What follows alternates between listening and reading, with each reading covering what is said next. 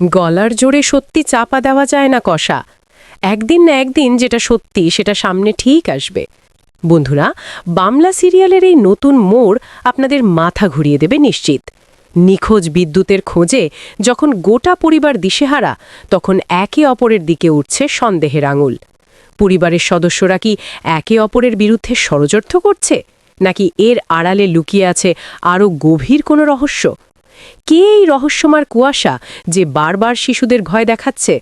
আর হঠাৎ করেই কেনই বা পরিবারের এক সদস্যের ওপর নেমে এলো অতর্কিত হামলা? এই সমস্ত প্রশ্নের উত্তর জানতে এবং রয় পরিবারের কাহিনীর প্রতিটি চমকপ্রদ মোড় বিশ্লেষণ করতে ভিডিওটি শেষ পর্যন্ত দেখুন। কারণ আজকের এই গল্প শুধু নাটকীয় নয়, এটি আপনাকে ভাবাবে, কৌতূহলী করবে এবং আসল সত্যের সন্ধানে টেনে নিয়ে যাবে এক অজানা গন্তব্যে। রয় পরিবারের প্রধান সমস্যা হল বিদ্যুতের নিখোঁজ হওয়া। পরিবারের সদস্যরা তাকে খুঁজতে গিয়ে একে অপরের ওপর সন্দেহ করতে শুরু করে। বিশেষ করে বাণী নামের এক নারী পরিবারের আরেক সদস্য কুয়াশাকে আশ্রয় দেওয়ার জন্য শাশুড়ি ও দেউড়-দেউরানির উপর ক্ষোভ প্রকাশ করে। বাণীর সন্দেহ কুয়াশা কোনোভাবেই এই ঘটনার সাথে জড়িত, আর তার শাশুড়ি কিছু একটা গোপন করছেন। এই পরিস্থিতিতে বাড়ির বড়রা বিদ্যুৎকে দ্রুত খুঁজে বের করার তাগিদ দেন, কারণ পুলিশ এসে পড়লে পরিস্থিতি আরও জটিল হবে।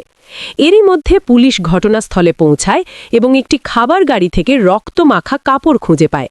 এরপর পুলিশ অফিসার মিস্টার চ্যাটার্জিকে, সম্ভবত বাণীর স্বামী বা অন্য কোনো গুরুত্বপূর্ণ পুরুষ সদস্যকে, বিদ্যুতের খুনের অভিযোগে গ্রেফতার করে। মিস্টার চ্যাটার্জি নিজেকে নির্দোষ দাবি করেন এবং বারবার বলতে থাকেন যে বিদ্যুৎ বেঁচে আছে।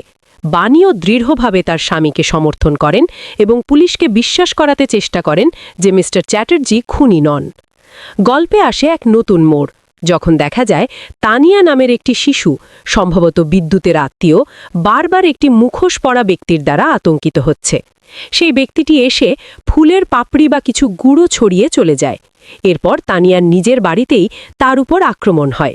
সে জানায় যে সে কুয়াশাকে দেখেছিল, যার দ্বারা সে আক্রান্ত হয়েছে। এই ঘটনা পরিবারের মধ্যে আরও আতঙ্ক সৃষ্টি করে। বিদ্যুতের নিখোঁজ হওয়া, তানিয়ার উপর হামলা এবং মুখোশ পরার রহস্যময় ব্যক্তির বারবার উপস্থিতি সবকিছুই এক গভীর ষড়যন্ত্রের ইঙ্গিত দেয়। এরই মাঝে বিদ্যুতের লেখা একটি চিঠি বাণীর হাতে আসে, যা পুরো কাহিনীর মোড় ঘুরিয়ে দেয়। চিঠিতে প্রকাশ পায় যে বিদ্যুৎই রয় পরিবারের আসল উত্তরাধিকারী।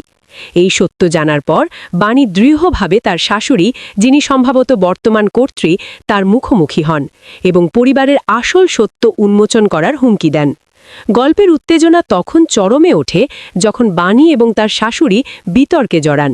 শাশুড়ি বাণীকে চুপ করাতে চেষ্টা করেন, কিন্তু বাণী পাল্টা হুমকি দেন যে যদি রয় এবং চ্যাটার্জি পরিবারের কোনো ক্ষতি হয়, তবে তার থেকে খারাপ আর কেউ হবে না। এই গল্পের সবচেয়ে বড় রহস্য কোনটি বলে আপনারা মনে করেন? আপনার কি মনে হয় বিদ্যুতের নিখোঁজ হওয়া এবং তার পরিবারের মধ্যে চলমান নাটকীয়তার পেছনে কে বা কারা মূল হোতা? বন্ধুরা, আজকের বাংলা সিরিয়ালের এই চমকপ্রদ গল্প আমাদের মনে অনেক প্রশ্ন রেখে গেল।